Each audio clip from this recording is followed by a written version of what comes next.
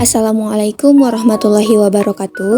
Pada video kali ini kami akan membahas terkait penelitian Research and Development.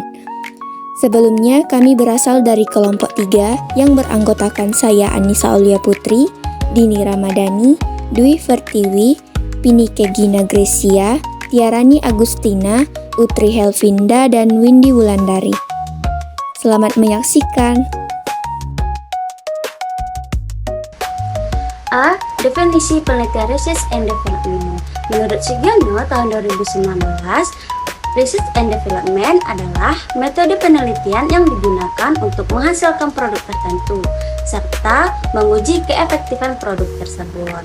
Nah, produk yang dihasilkan dapat berupa media, model, atau strategi pembelajaran yang bertujuan meningkatkan mutu proses pendidikan. Dengan kata lain, Research and Development menggabungkan kegiatan penelitian ilmiah dan proses pengembangan agar menghasilkan produk yang valid dan dapat diterapkan dalam dunia nyata.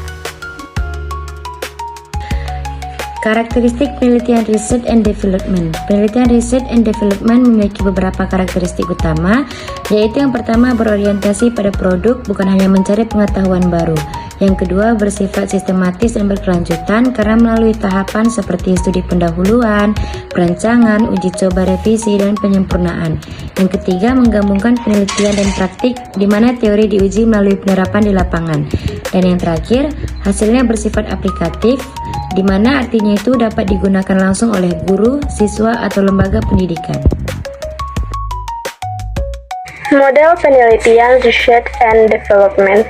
Yang pertama ada model Borg and Gall tahun 1983, memiliki 10 langkah mulai dari penelitian pendahuluan hingga diseminasi hasil pengembangan. Yang kedua ada model Sugiono 2019.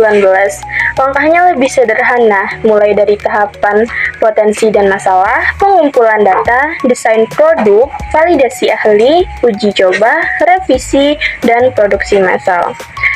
Lalu yang ketiga ada model EDDI oleh French 2009, memiliki 5 tahapan, yaitu analisis, desain, development, implementasi, dan evaluasi. Contoh model ini banyak digunakan dalam pengembangan media dan program pembelajaran. Selanjutnya D. Langkah-langkah penelitian Research and Development menurut Borg dan Gall yang banyak dijadikan acuan dalam pendidikan. Terdapat 10 langkah utama penelitian dan pengembangannya. Yang pertama, Research and Information Collection, di mana mengumpulkan informasi awal melalui studi pustaka, observasi, dan wawancara untuk mengetahui kebutuhan produk. Yang kedua, Planning, menyusun tujuan, metode, strategi, dan jadwal pengembangan produk. Yang ketiga, pengembangan draft produk awal, di mana membuat rancangan atau prototipe awal berdasarkan desain dan perlengkapan yang diperlukan. Yang keempat, uji coba lapangan awal, di mana menguji produk dalam skala kecil untuk melihat kelayakan dan memperoleh masukan awal. Yang kelima, main product revision, di mana memperbaiki produk berdasarkan hasil uji coba awal. Yang keenam, main field testing, di mana menguji produk dalam skala lebih luas untuk menilai efektivitasnya. Yang ketujuh, revisi produk operasional, di mana menyempurnakan produk berdasarkan hasil uji lapangan utama dan umpan balik pengguna. Yang kedelapan, operational field testing, di mana melakukan uji coba skala besar untuk memastikan keefektivitas produk secara operasional. Yang kesembilan, final product revision, di mana melakukan penyempurnaan akhir sehingga produk siap diterapkan dan dipersebarluaskan. Dan kesepuluh, diseminasi dan implementasi, di mana menyebarkan produk melalui publikasi atau pelatihan dan menerapkannya di lapangan. Materi yang selanjutnya yaitu desain penelitian research dan development. Desain penelitian R dan D adalah kerangka tahapan untuk dimulai digunakannya peneliti untuk mengembangkan produk dan memastikan kualitasnya sebelum digunakan secara luas. Menurut Bord dan Gal 2003, desain R&D mencakup langkah berurutan mulai dari analisis kebutuhan, perencanaan, pembuatan draft produk, validasi ahli, uji coba skala kecil, revisi produk, uji coba skala besar, revisi akhir, hingga diseminasi produk. Desain ini memastikan bahwa produk yang dikembangkan berbasis data diuji keefektifannya dan layak digunakan dalam konteks pendidikan. Materi selanjutnya adalah kelebihan dan kekurangan dari penelitian research and development. Yang pertama, bagian kelebihannya, di mana produk berkualitas dan teruji. Produk ini berkualitas dan teruji karena telah melewati validasi ahli dan beberapa tahap uji coba. Dikutip dari Sugiono tahun 2019. Produk yang dihasilkan biasanya lebih efektif dibandingkan produk yang tidak melewati proses penelitian.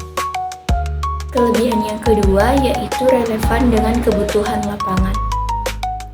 Research and development dimulai dari analisis kebutuhan, sehingga produk benar-benar menjawab masalah nyata di sekolah ataupun lembaga pendidikan.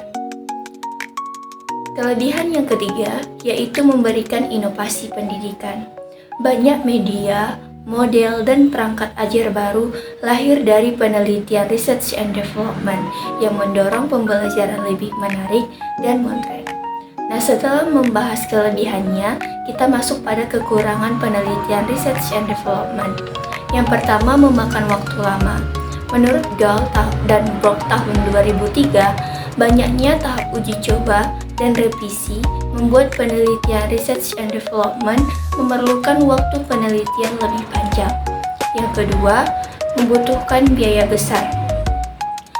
Penelitian research and development memerlukan pengembangan produk, percobaan berulang, serta uji coba ke beberapa sekolah yang membutuhkan dana dan sumber daya manusia yang tidak sedikit.